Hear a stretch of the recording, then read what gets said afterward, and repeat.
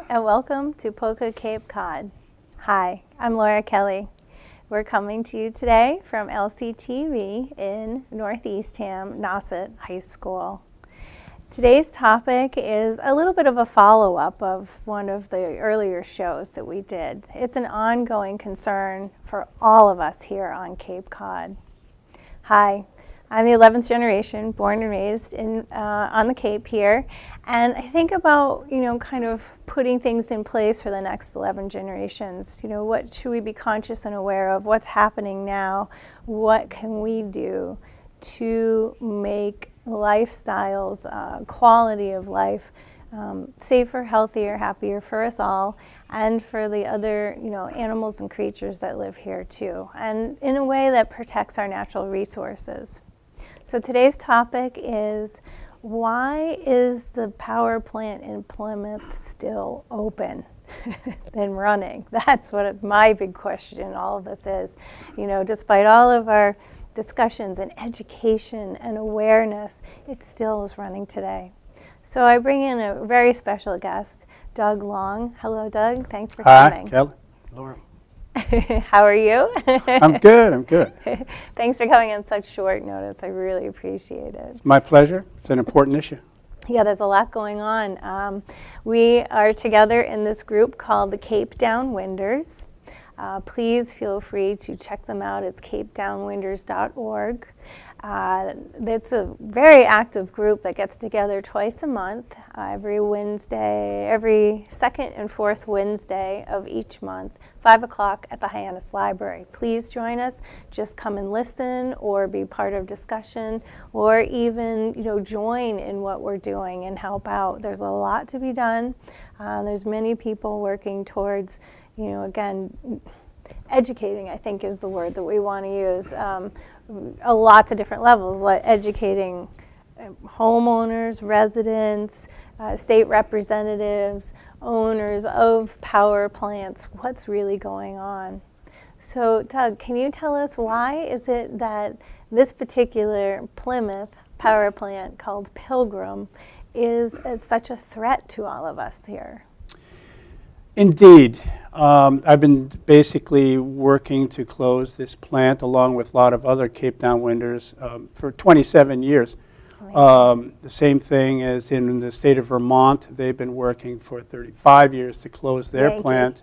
Yeah. And the owner, which is the same owner as Pilgrim, will be closing that plant. Now, we're talking about nuclear energy plants. And the Pilgrim Nuclear Power Station in Plymouth is a relic of the past. In 1972, it was built on 1960s technologies.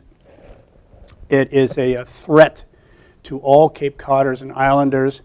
And, if the wind happens to blow north and there's a radiological accident at the Pilgrim plant, gee whiz, there's 4.7 million people in the city of Boston who will become involved and under the radioactive plume.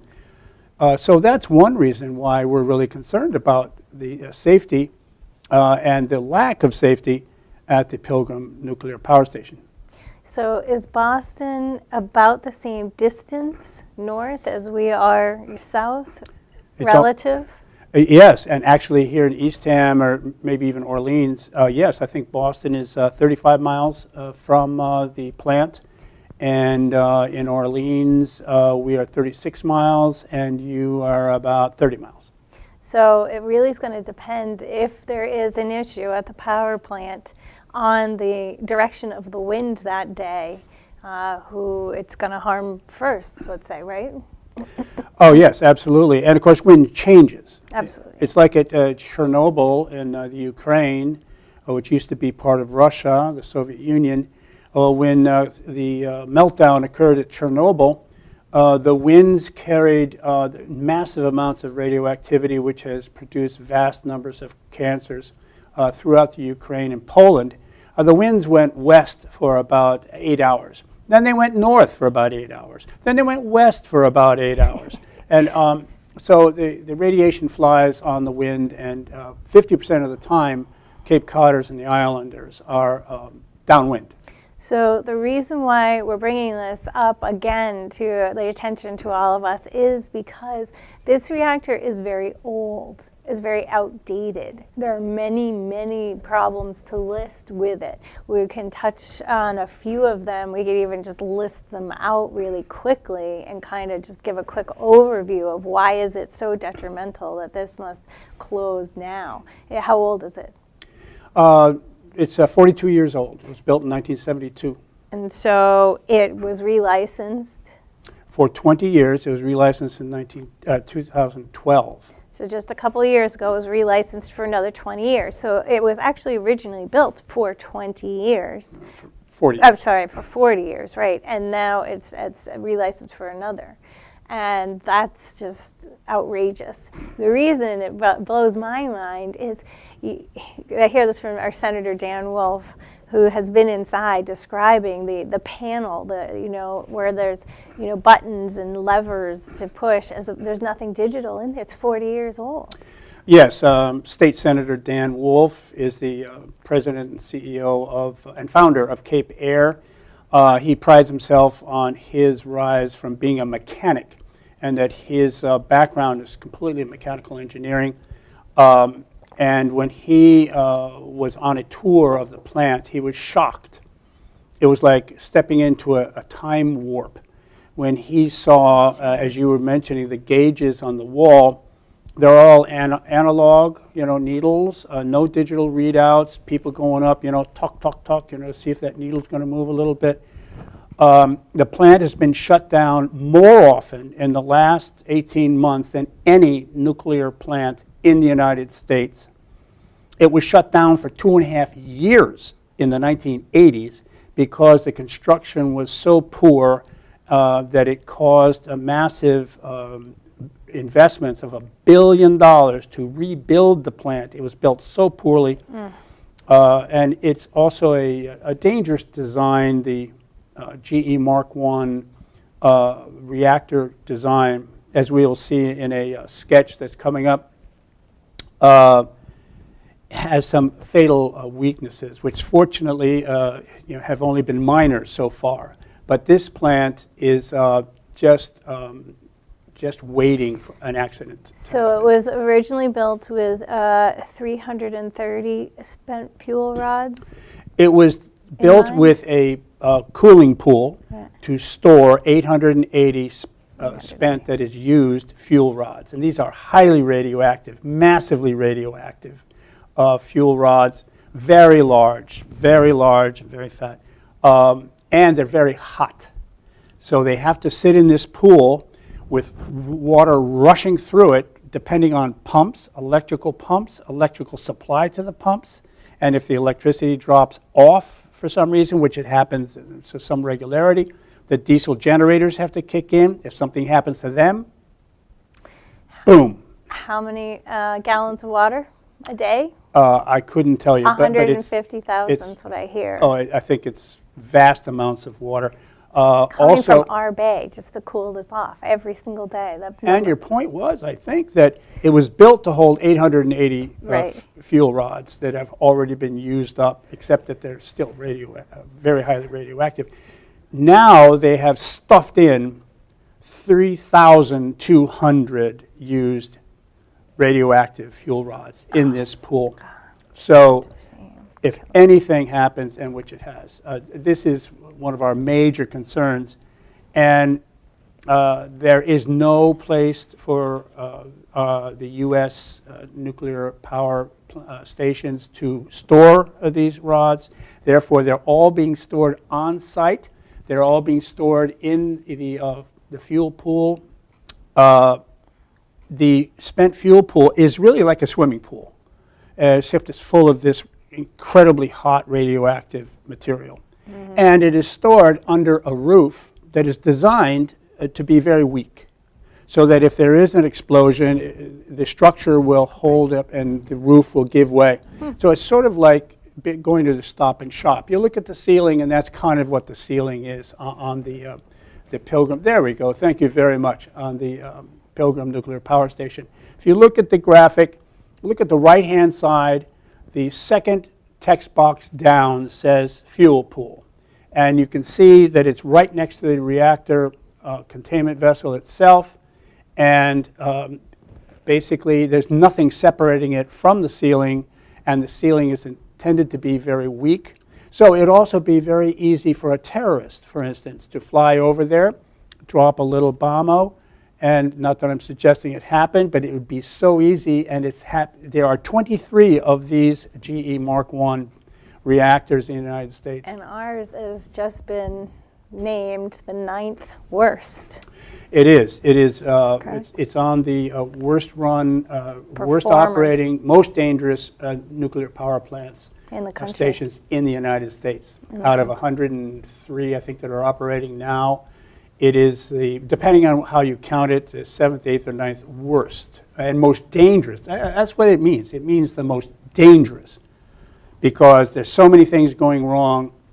You know, we hope nothing will go wrong, ultimately causing a massive meltdown and/or explosion of something. So let's talk about the what ifs. Okay, we've just said the reasons why that it's really old. There's nothing in our houses that's 40 years old technology-wise that we rely on that works. Why are we relying on a power plant that is? That just blows my mind. So if, God forbid, something happens, the Cape and islands and again, depending on the temperature, the wind direction and such, we're not coming back for decades. Oh, it could be. It's much longer than that. I think some of the radioactive particles have half-lives of 500,000 years. So it depends on what lands where and how embedded it becomes. Chernobyl is still very highly radioactive. You still have to, you can't be there for more than like 10 minutes, and then you have to get out of Dodge. The issue also is that the collaboration, in a way, between the Massachusetts Emergency Management Agency, MEMA, and the power plant, Pilgrim Nuclear Power Station, and the owners, Entergy, a $40 billion energy company in Louisiana, incidentally, nowhere near us. They kind of collaborated and created a emergency evacuation plan that seals off Cape Cod from the traffic coming down from Plymouth, which means that we are intended to shelter in place, they call it. It really means stay in the radioactive plume and don't make any fuss about it. That's what it means. Yeah, that's scary to me. There is no evacuation plan. There is for 10 miles, correct? EPZ, the Emergency Planning Zone, yes. Correct. And we're guesstimating Boston and us to be somewhere between 35 and 50 miles. Mm-hmm. There is no plan. There's no evacuation plan. They will be closing the bridges. And so that was for people from Plymouth to be able to go south. And there wouldn't be, as much traffic. But it is going to be solid chaos if something like this actually happens. We have a silly little thing that isn't so silly, because if it did happen at this point, because there is no evacuation plan, we are, wise to actually swim east. Yes, and that shirt was designed by Susan Baker of Truro in 1988. And that's how long we've been fighting this cause, although like every nuclear power station in the country, they're inherently very dangerous and very expensive, and they depend on taxpayers' money to make a profit. So anybody out there who is a financial conservative person, realize that it's your tax dollars that keep these companies actually operating. So that's something we can do. We can shift where our money goes, because your dollar's your vote. Where you put your money matters in nature, matters on the planet, it matters for what we're building. What do we want to build is the bottom line. So really be conscious and aware of where your dollars go. So there are companies that offer, green energy is actually what it's called. So water, wind, and solar. Please put your finances towards that. There was deregulation that went on in the state of Massachusetts years ago. There's 10 companies that are now available to us pretty readily and financially, all competitive. So please shift your, NSTAR will always deliver, because that's what the delivery fee will always be on that bill, and you will always pay NSTAR. But there are other companies out there. Do your own research. Do the right thing. If this power plant closes, which it does regularly, do the lights go off? Gee whiz, no they don't. What a surprise. I was at town meeting proposing a ballot question on this exact issue about Pilgrim, and one of the people in the audience said, wait a minute, if you close Pilgrim, our lights are going to go out. Where are we going to get electricity? Well, the truth is, you get electricity from the New England power grid. The entire New England producers of electricity put it on the entire grid, and it's all shared by everybody. So it turns out that at this exact meeting, when he asked that exact question, I was able to say, sir, you'll be happy to know that your lights are still on, right? And they're still on in town hall here and town meeting. And this plant has been offline not only today, not only yesterday, it's been offline for 2 weeks. So there's your answer. Yeah. We won't notice a change because there is enough energy in the grid already. And Dan Wolf says there's enough solar, wind, and water, there's enough green energy for us to be working off of. So that's the goal, is to head in that direction and shift ourselves off the dependency of nuclear. Speaking of state representatives and everybody else that's been helping us, thank you, APCC. Shout outs. Sure. There are many organizations stepping up now, voicing this. It's unnecessary to keep open. We need to be making wiser choices. We need to be reaching out, and we've gone to the governor recently. Yes, we have. And we've talked to Senator Markey and Bill Keating, who is still very much not active at all in supporting our cause, except for writing a letter or two. But yes, State Representative Sarah Peake is a big supporter of us, and Senator Dan Wolf, Senator Dan Wolf. Attorney General Moakley has helped us in various ways.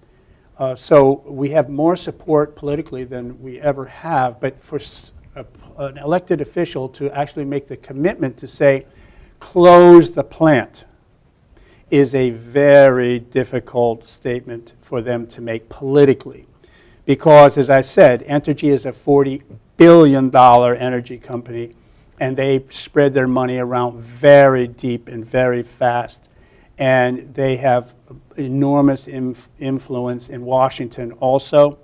So it is very difficult. As the governor himself, right, Governor Deval Patrick said the other day, even though he's one of the 50 governors in the USA, one of the most powerful politicians in the United States, he said, they don't care what I think. And that's an embarrassing weakness of the system. And this is why people become activists, and this is why when there's a failure by the owners to observe safety rules and to protect the people in their jurisdiction, and the government fails to legislate correctly to protect the safety of the people, and if the legislators, local, federal, and state, if they fail to protect the safety and health of the people of the Cape and Islands, not to mention Boston and everywhere else around here, then people take to the streets themselves and they become activists. And they trespass onto the property of the Pilgrim Nuclear Power Station. And they're arrested. And they go to trial. And you get, there was a Pilgrim 14 last May in 2013. And we went to trial, and the judge allowed us to make our case, and we got headlines for days and days and days in the Cape Cod Times, and a lot of people were educated about this issue, and certainly it helped the elected officials because, after all, in many cases, it's the people that lead the politicians. It's not the other way around. So that's what we can do. What do you want to do to help? Please get in touch with your elected officials, with our governor, with our senators, and tell them the way you feel about this, that we want Pilgrim closed due to the lack of safety, due to the fact that there is no evacuation route, due to the fact that it's 42 years old and still working in some sort of working order. That's not working very well. It's kind of brokenly working. It's not funny. And so it is up to us to, see what's going on in our own backyard. And so there's a photograph of the 14 people at the trial. That was brilliant. These people actually crossed over the line at the power plant over a year ago, and due to the fact that nobody's paying attention, nobody is listening. And this got us, at least in the papers, for more people to listen, to see what was going on. Dan Wolf spoke at the trial. We, made it through, got what we wanted, got our point across, and we march on. We ask our state representatives to continue to write to the NRC, to write to Entergy, but with stronger words. We need stronger language. We ask you to put the facts that we want it closed down, not that we want a 50-mile evacuation route, not that we want the KI pills for our health and our children at schools. These are all little things that, just don't still make me feel safe. No, they're reactions. They're reactions to the danger, and they're reactions to radioactive plume surrounding your household, your children, and your families and your animals. And this is the wrong way to go. No, prevent the accident from happening in the first place. Shut down the plant. Remove the threat, not the people. That's what Diane would say. Well, Diane. Well said. Yeah. May I add one quick note? Yeah. The reason your lights won't go out when Pilgrim is shut down is because Pilgrim only contributes 5% of electricity to the New England grid. It's only 5%. It's about 13% of Massachusetts electricity. That's all. All the rest in Massachusetts is gas and oil, burning power plants, and some hydro, and a little bit of coal. And some people are concerned. And some renewables, 3% renewables. Yay. And some people are concerned if the power plant closes that there'll be some jobs lost. I believe there's 300 to 350 employees at the moment. But once decommissioning sets in, we're going to need a lot more helpers and workers for that. So that could be an easy shift. So not to worry about that necessarily. Right. Well, there's the number's actually somewhere around 600, 650. Okay. But they are laying people off left and right. They've had 2 or 3 layoffs recently. So they're probably under 600 now, though they don't admit it, and which is a terrible time when the plant needs more and more safety inspections, so they cut down on that. But yes, some of the jobs, like Vermont Yankee, which will close this year, yes, many of the jobs, there's 600 there, will be retained for the decommissioning, which takes many years. And so it's not like overnight. That's what we're talking about now. Decommissioning means it's still going to last for generations. It's not just going to end. I mean, we've got to go through the cooling periods. It goes on and on and on. Please Google what decommissioning a power plant entails. It blows my mind. It is a waste dump in Plymouth, accumulating, hit its maximum of 3,200 spent fuel rods, breaking on a regular basis due to malfunctioning of old parts and systems. So it's just a shame and the other thing is our insurance companies will not protect us in our homes at all. So we've got to stand up and protect ourselves in this situation. Obviously, things are not set up correctly. Please go to capedownwinders.org website and check out what we've been doing. Join us, help us, be a part of current events and what's happening here today. These are beautiful people. These are like-minded people just getting together for the betterment on a whole. I bless you guys. You are all the 14 to be blessed for putting yourselves on the line, going through trials, rallying, resisting arrest just to get points across, just to get heard. I mean, this is democracy for you. This is what we need to do, and we're doing it. I commend you. Well, I appreciate that, and I think the good news is that we live in a country where we can protest openly and not get beaten up by the police. The bad news is that to change the policy of a major utility like this, we live in what's like a third world country. That is, the government follows the money and the politics of the large corporations. The elected officials in our part of the Commonwealth are buffaloed and run over by the power and the money of the corporation. And in that way, it's like a third world country. So that's the bad news. So we are now currently talking about finances. How much does it cost to keep this place running? How many costs are needed in order to have it run correctly? What are the other certificates and things that are not up to date? How much is that going to cost? We have, I could go on with ventilation costs. So we've been writing a list. Additional costs to Entergy and hoping that closes the power plant down, right? Isn't it all about money? It's always about money. It's all about money. It's not about safety. And that's why they closed Vermont Yankee. And that's why they closed. And that'll be closed this year, starting decommissioning in 2014. And the CEO of Entergy, may I say? Go ahead. The CEO of Entergy was very proud to say that the decades of Vermont legislative action and the decades of demonstrations outside the plant, the decades of really hate of that plant had no effect whatsoever on the decision to close the plant. They do not care a whit about how the people feel or fear these plants. They do not care. So it's up to become an activist and just do your best. Keep going. So another thing we're doing is we're talking and discussing about monitoring, setting up monitors in different towns, being able to regulate. We've got a baseline that we can start with and we monitor through time and we can see how radiation is going to change.